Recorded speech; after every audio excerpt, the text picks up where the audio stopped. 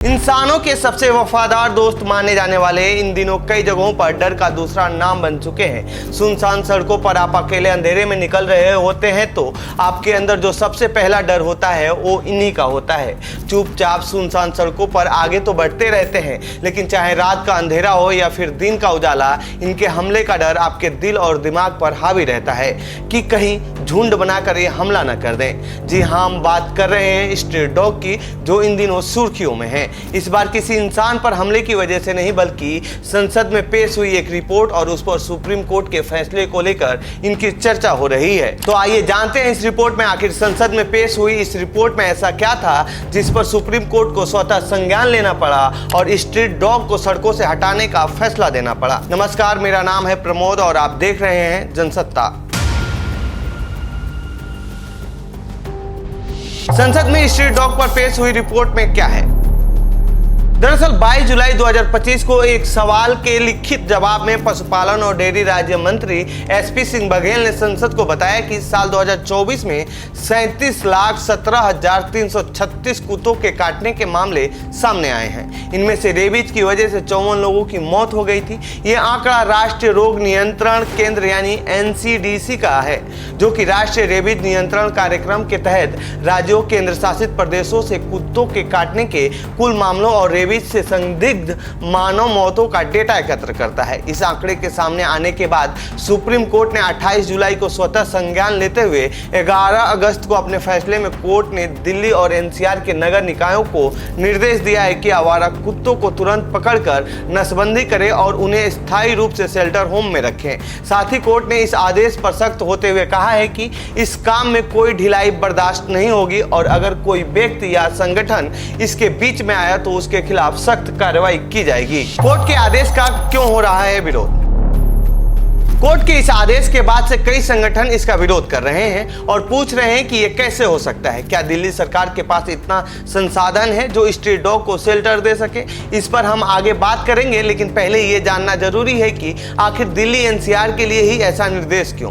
क्योंकि बाकी राज्यों की स्थिति भी बेहद खराब है। कुत्तों के काटने के मामले सबसे ज्यादा महाराष्ट्र में पाए गए हैं। महाराष्ट्र में 4,85,345, तमिलनाडु में 4,80,427, गुजरात में 3,52,837, कर्नाटक में 3,61,494, बिहार में 2,63,930, केरल में 1,15,046, दिल्ली में 25,210 मामले सामने आए हैं। दिल्ली में लागू हो पाएगा सुप्रीम कोर्ट का ये आदेश? सुप्रीम कोर्ट ने अपने आदेश में यह स्पष्ट किया है कि कोई भी संगठन इनको पकड़ने में रुकावट पैदा करता है तो उसके खिलाफ सख्त से सख्त कार्रवाई की जाएगी। कोर्ट ने स्पष्ट तौर पर कहा है कि हमें सड़कों को पूरी तरह से स्ट्रीट डॉग फ्री बनाना होगा। हम किसी को भी गोद लेने की अनुमति नहीं देंगे। सुप्रीम कोर्ट ने कहा है कि इस मामले में सिर्फ सरकार की सुनवाई होगी। डॉग लवर या किसी अन्य के आवेदन स्वीकार नहीं किए जाएंगे।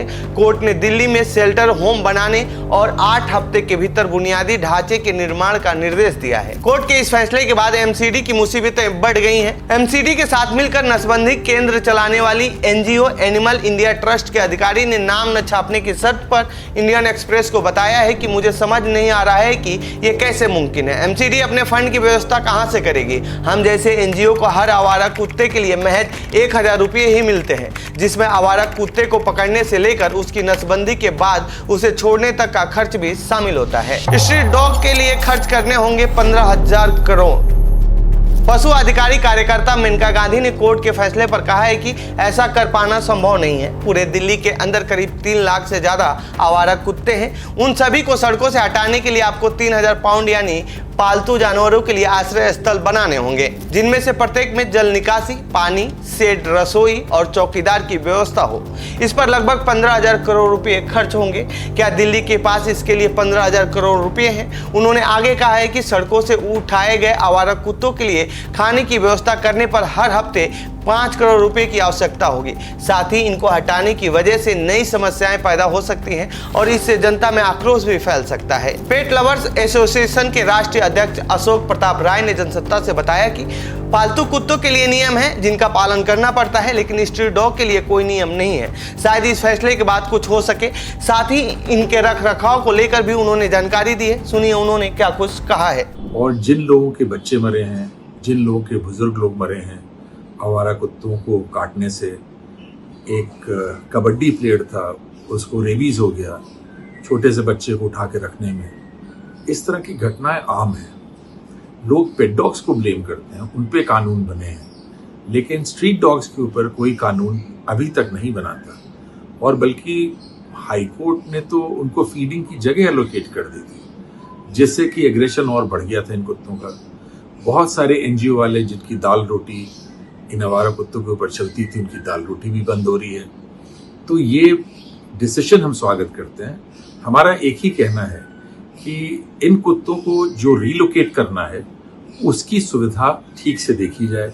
वो भी जानवर हैं, उनका लुक आफ्टर होना चाहिए। और बहुत सारी ऐसी जगह हैं, सरकारी लैंड है जो एनजीओ के पास है, सरकार की लैंड दी हुई है, 17-17 एकड़ 20-20 एकड़ लैंड है। उसमें काट के छोटे छोटे प्लॉट्स 5-5 बीघे के, आधे एकड़ के, 1 एकड़ के काट के अलग अलग कुत्तों का उपचार करा के उनको वहाँ डिपॉजिट करना चाहिए। ये कदम बिल्कुल सही दिशा में है। अगर हम वर्ल्ड की बेस्ट प्रैक्टिसेस देखते हैं तो किसी भी डेवलप्ड कंट्री में कोई भी आवारा कुत्ते या कैटल्स या गाय या भैंस इस तरह की चीजें नहीं रहती हैं। कोर्ट के इस फैसले को लेकर बहुत लोग विरोध कर रहे हैं। इंडिया गेट पर प्रदर्शन कर रहे कुछ लोगों के खिलाफ भारतीय न्याय संहिता यानी बीएनएस की धारा 223 यानी लोक सेवक द्वारा जारी आदेश की अवहेलना के तहत मामला दर्ज किया गया है। फिलहाल इस रिपोर्ट में इतना ही। इस पूरे मामले पर आप क्या कहना चाहते हैं हमें कमेंट बॉक्स में बताएं। बाकी देश दुनिया की खबरों के लिए बने रहिए जनसत्ता के साथ। धन्यवाद।